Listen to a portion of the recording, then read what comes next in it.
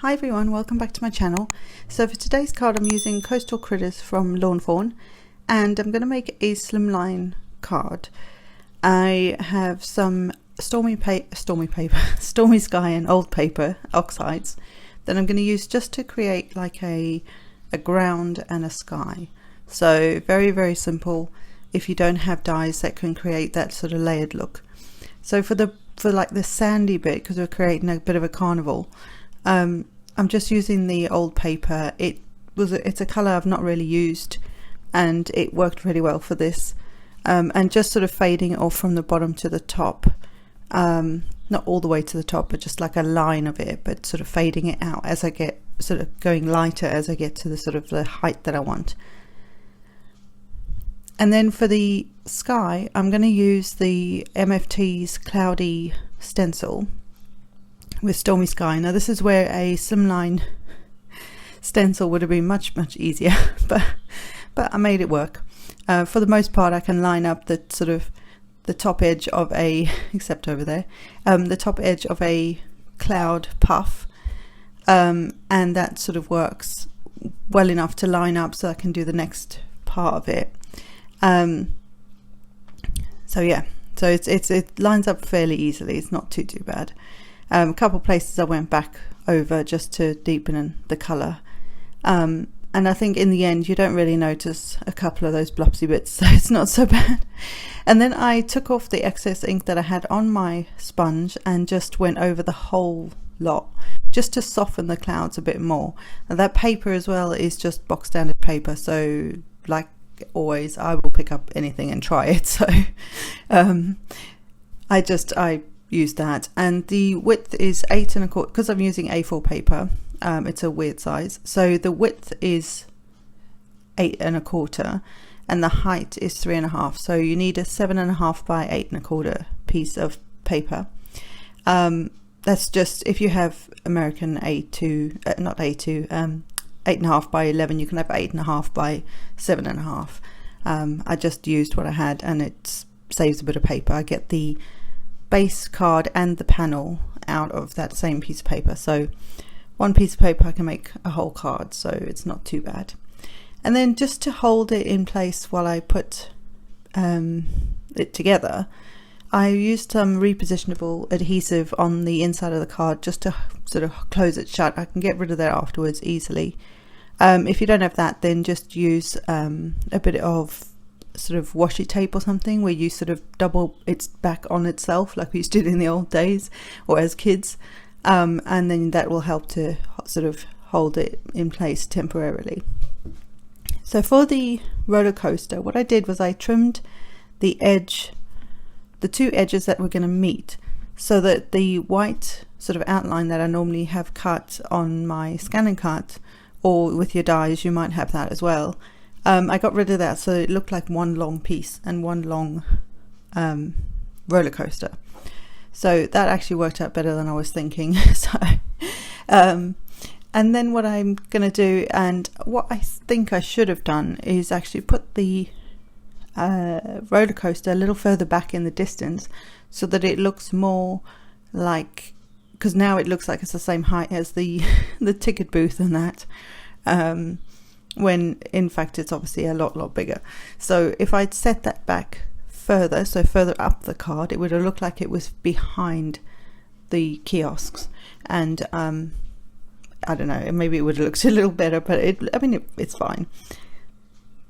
And then for these little guys, I was gonna do something else with the cars, and I decided to put these little characters in there instead. Now these are all from the same stamp set. I don't think I used anything else from any other stamp set. I think this is just all from Coastal Critters. So I put some tape on the back of the car, and then I'm sticking each of the characters inside the car. So cute. And the way that their little arms are, it's almost like they're in the car and they're waving their arms as they're coming over the roller coaster. Roller coasters are not my thing. I feel like I lose control of my body when I'm on. So I do not do roller coasters, but yeah, these guys are obviously loving it. So then I'm just adding them to the roller coaster itself, just where I think the position would be good for them. So the little bunny's sort of coming just over the top. Ooh, that feeling. And then the other two are sort of where they are, and they fit really well on that whole length. And then there are some balloons and some flags, so I'm just going to add the flags to the roller coaster itself, just for a bit of added extra. I kind of feel like the flags and the roller coaster reminds me more of like the Grand Prix circuits or something. I don't know why, but not that I watched any of that, but it just, I don't know, I think it's the flags and the roller, I don't know. And then there's like groups of balloons, and then there's individual balloons as well. So I'm going to add extra bits to all of these guys. So these guys are going to be holding, I know, because you do this on a roller coaster. One of them's going to have some candy floss. One's going to be holding his ticket. And then the bunny's going to have a balloon, a whole bunch of balloons. Actually, I think I changed that to the individual balloon for her. I think that's what I do. Yeah. So I've got an individual balloon for her. And really, I should have had some of these, like I did with the bunny with the balloon. It's going in the direction that the wind would be taking it. So the candy floss is not so bad, but the ticket makes no sense, because really it wouldn't be like that. It'd be flapping behind him or something. So I probably should have done that as well. But anyway, and then with the others, like groups of balloons, is that what you call them? Bunches of balloons. I sort of angled them a little bit either way, so that they look like they were sort of blowing in the wind as well, on the tops of the kiosk things. So just getting in slightly behind, each of the sort of tops of those, just so it looked like they were hanging from, not hanging, but you know what I mean. And then a few odd balloons and tickets that have flown off, and then just trying to think. I always stamp a few of everything. If I'm not sure what I'm going to do with it, I'll stamp 3 of everything, of like the extra things. So, like the tickets, the balloons, the candy floss, that kind of thing. You can use the candy floss as ice cream as well, I would think, although it does more look like candy floss than ice cream, but I think you could get away with using it as candy floss, as ice cream. And then for the sentiment, I thought I'll put the sentiment on first, and then we'll have the a few extra balloons sort of flying off. So the sentiment said, life is full of ups and downs. We all know this. Let's roll with it together. So I think that's very true for everything at the moment. Enough said. So and then the extra balloons, the individual ones, I just decided to pop them on as if they've blown off somewhere. And they're floating off somewhere. Not blown off. That sounds wrong. Floating off somewhere. And then I went back to my old paper one, because I realized that there's sort of the white of the tickets and the kiosks would look like it